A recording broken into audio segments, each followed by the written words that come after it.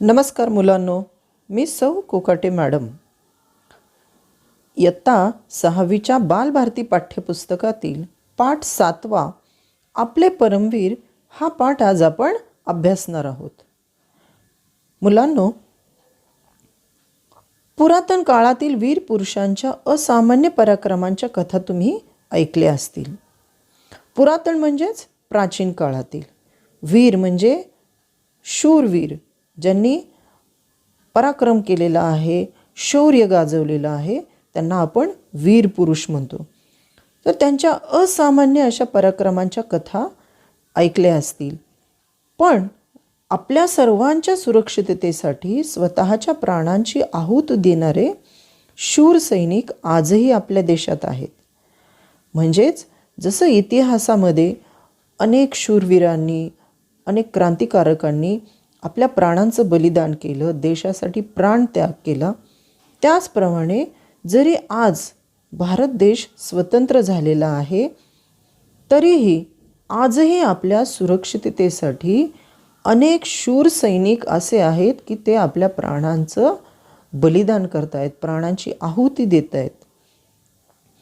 तर त्यांच्या अतुलनीय अशा शौर्याला वंदन करण्यासाठी त्यांना सन्मान पदक देऊन गौरवलं जातं.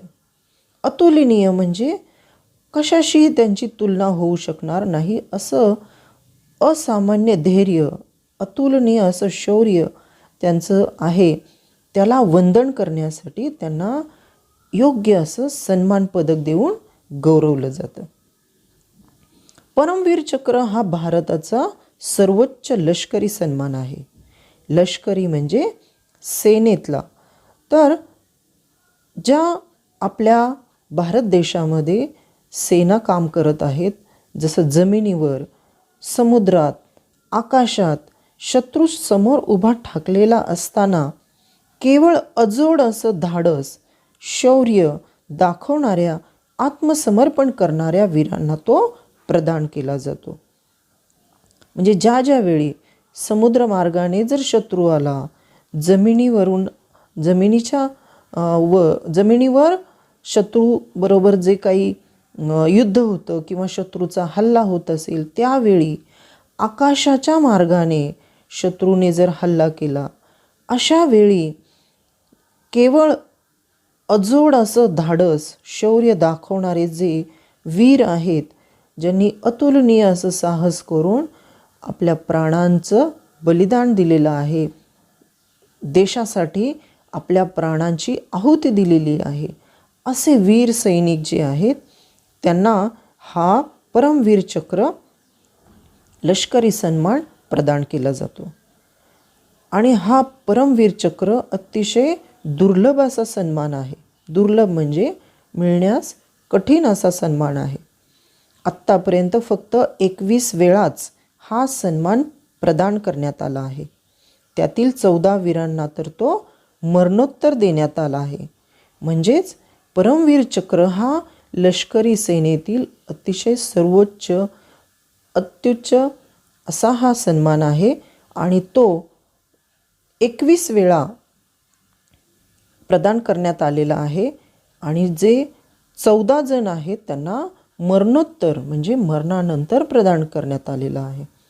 तर असे हे शूर, वीर असे सैनिक आपल्या देशासाठी प्राणांचा त्याग करत आहेत, प्राणांची आहुती देत आहेत. असे हे आपले महान परमवीर. परमवीर म्हणजेच अतिशय शूरवीर, शौर्य गाजवणारे शूरवीर. तर या परमवीरांबद्दल माहिती या पाठाच्या माध्यमात तुम्हाला दिलेली आहे. तर हे परमवीर चक्र पदक जे आहे ते दिसायला अगदी साधं आहे. कांस्य धातूपासून बनवलेलं, छोट्या आडव्या दांडीवर सहज फिरेल असं गडद जांभळी पट्टी हे त्याचं वैशिष्ट्य. पदकाच्या दर्शनी बाजूला मधोमध भारताचं राष्ट्रीय बोधचिन्ह आहे. दर्शनी बाजूला म्हणजे पदकाची दिसणारी समोरची जी बाजू आहे, त्या बाजूला मधोमध भारताचं राष्ट्रीय बोधचिन्ह. बोधचिन्ह म्हणजे मुलांनो तुम्हाला माहिती आहे, 4 सिंह आणि खाली चक्र असलेलं जे राष्ट्रीय चिन्ह आहे त्याला आपण राष्ट्रीय बोधचिन्ह म्हणतो. तर ते समोरच्या दिसणाऱ्या बाजूला आहे. पदकाच्या मागच्या बाजूला परमवीर चक्र हे शब्द इंग्रजी आणि हिंदीत गोलाकार असं कोरलेलं आहे आणि त्यांच्यामध्ये 2 कमलपुष्पे आहेत. कमलपुष्प म्हणजेच कमळाची फुले आहेत. तर असं हे परमवीर चक्र पदक आपल्याला दिसते. तर ह्या परमवीर चक्र पदकाचं डिझाईन जे केलेलं आहे ते कोणी केलेलं आहे, तर त्या आहेत सावित्रीबाई खानोलकर. त्या मूळच्या युरोपियन, परंतु भारतीय सेनेतील एक अधिकारी विक्रम खानोलकर यांच्याशी विवाह करून त्या भारतात आल्या. या देशावर त्यांचं प्रचंड प्रेम होतं. त्यांनी भारतीय नागरिकत्व तर घेतलंच, शिवाय भारतातील कला परंपरांचाही खूप अभ्यास केला. अशा ह्या सावित्रीबाई खानोलकर मराठी, संस्कृत, हिंदी या भाषा अस्खलितपणे बोलत असत. अस्खलितपणे म्हणजे न अडखळता. तर अशी ही परमवीर चक्र पदकाविषयीची तुम्हाला माहिती सांगितलेली आहे. तर मुलांनो, हे जे महान परमवीर आहे यांचं अतुलनीय असं जे शौर्य आहे, या शौर्यालाच इंद्रवज्राची उपमा दिलेली आहे.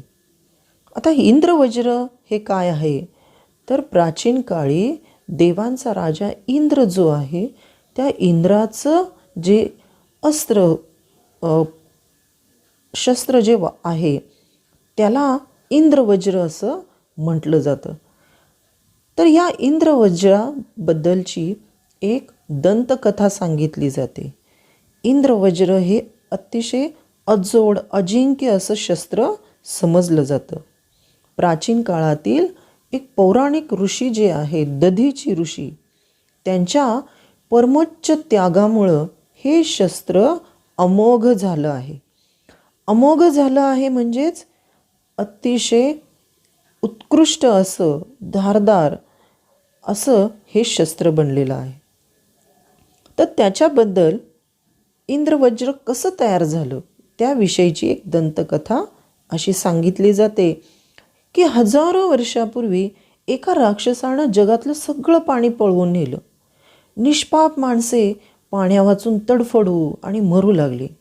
या राक्षसावर कोणत्याच साध्या सुध्या शस्त्राचा परिणाम होईना, मग ते लाकडाचं असो नाही तर धातूचं. त्याला हरवेल असं अमोघ शस्त्र बनवण्यासाठी काहीतरी दिव्य पदार्थ हवा होता. मग तो कुठे मिळणार, तर असं हे दिव्य जे सामर्थ्य आहे हे त्या काळातील दधीची ऋषींच्या हाडांमध्ये होतं. आणि त्या हाडांमध्ये जसं दिव्य सामर्थ्य होतं तसंच दधीची ऋषींचं मानसिक सामर्थ्यही तेवढंच मोठं होतं. मानसिक सामर्थ्य म्हणजे मनाची ताकद. मानसिकदृष्ट्या ते अतिशय सामर्थ्यवान होते. मग त्या काळामध्ये मनाची त्यांची केवढी मोठी तयारी होती, हे मानसिक सामर्थ्य केवढं होतं हे त्यांच्या पुढील कृतीवरून आपल्याला लक्षात येतं की लोकांच्या कल्याणासाठी त्यांनी आपल्या स्वतःच्या प्राणांची आहुती दिली. म्हणजे त्यांचं मानसिक सामर्थ्य केवढं मोठं होतं हे आपल्याला इथं दिसतं की त्या राक्षसाला नष्ट करण्यासाठी आपल्या हाडातील दिव्य सामर्थ्य देण्यासाठी त्यांनी आपल्या प्राणांची आहुती दिली आणि आपल्या अस्थींचं म्हणजे हाडांचं दान केलं. आणि अशा प्रकारे दधीची ऋषींच्या त्यागातून त्या अस्थींमधून तळपणारं असं इंद्रवज्र तयार झालं आणि राक्षसांचं निर्दालन झालं. निर्दालन झालं म्हणजे राक्षसाचा नाश झाला. तर मुलांनो, अशा या प्राचीन काळातील दधीची ऋषींच्या अस्थींमुळे वज्राला सामर्थ्य मिळालं. तसंच अमोघ सामर्थ्य भारतीय सेनेला मिळतं आणि ते म्हणजे या परमवीरांकडून, त्यांच्या शौर्यातून, त्यांच्या अत्युच्च अशा बलिदानातून. म्हणजेच त्यांचं शौर्य म्हणजे इंद्रवज्रप्रमाणे सामर्थ्य आहे. तर अशा पद्धतीने ह्या इंद्रवज्राची उपमा या महान परमवीरांच्या शौर्याला, अतुलनीय अशा धाडसाला दिलेली आहे. तर असे आपल्या भारतामध्ये महान परमवीर जे आहेत ते हे 21 महान परमवीर. तर विद्यार्थ्यांनो, तुम्ही यांच्याकडे पाहिल्यानंतर लक्षात येईल की हे विविध जातीचे, विविध धर्माचे असे हे महान परमवीर आहेत. तर त्यांनी आपल्या मातृभूमीसाठी आपल्या अतुलनीय धाडसाचं, शौर्याचं या ठिकाणी देशाच्या सुरक्षिततेसाठी आपल्या प्राणांचं आत्मसमर्पण करण्याचं सामर्थ्य दाखवलेलं आहे. तर असे हे 21 महान परमवीर, यातील जे आहेत निर्मलजीत सेखा, त्यांची शौर्यगाथा आपल्याला या पाठाच्या माध्यमातून दिलेली आहे. Flying officer Nirmaljit Singh Sekhon. 10,877 FPVC squadron number 18 the flying bullets 14 डिसेंबर 1971 रोजी शत्रूची 6 सेबर जेट विमाने श्रीनगर हवाई क्षेत्राकडे हल्ला करण्यासाठी झेपावली. तेथे नियुक्तीवर असणारे फ्लाइंग ऑफिसर निर्मलजीत सेखा सावध होतेच, पण धावपट्टीवर अचानक उडालेल्या धुराळ्यामुळे त्यांना उड्डाण करता येईना. म्हणजेच 14 डिसेंबर 1971 रोजी शत्रूची 6 सेबर जेट विमाने, म्हणजेच सेबर जेट विमान म्हणजे लढाऊ अशी जी विमानं आहेत ती शत्रूची 6 विमाने श्रीनगर हवाई क्षेत्र जे आहे, हवाई क्षेत्र म्हणजे हवाई उड्डाणाचं जे ठिकाण, त्या ठिकाणाकडं झेपावलेली होती. आणि तेथे जे नियुक्तीवर होते ते म्हणजे फ्लाइंग ऑफिसर निर्मलजीत सेखा. ते सावध होतेच, म्हणजे जागृत होते, सजग होतेच, पण अचानक त्या धावपट्टीवर सगळा जो उडालेला जो धुराळा होता त्या धुराळ्यामुळे त्यांना उड्डाण करता येईना. धावपट्टी थोडी दिसू लागेपर्यंत शत्रूची विमानं अगदी माथ्यावर, अगदी खालून घोंगावू लागली म्हणजे जोरात आवाज करत गिरक्या घालू लागली त्या हवाई क्षेत्राभोवती आणि अगदी माथ्यावर आलेली होती. गोळ्यांच्या फैरी झाडत होती म्हणजे एकामागून एक गोळ्या झाडल्या जात होत्या. तरीही प्राणांची पर्वा न करता फ्लाइंग ऑफिसर सेखांचं नॅट विमान क्षणार्धात वर झेपावले. नॅट विमान म्हणजे त्यांचं लढाऊ विमान.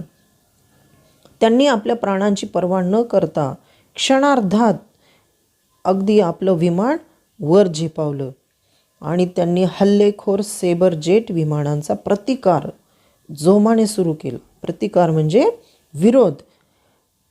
पहा, शत्रूची 6 विमानं होती आणि फ्लाइंग ऑफिसर निर्मलजीत सिंग सेखा यांचं एक विमान. तरीही त्यांनी न डगमगता, प्राणांची पर्वा न करता त्या शत्रूवर हल्ला चढवला.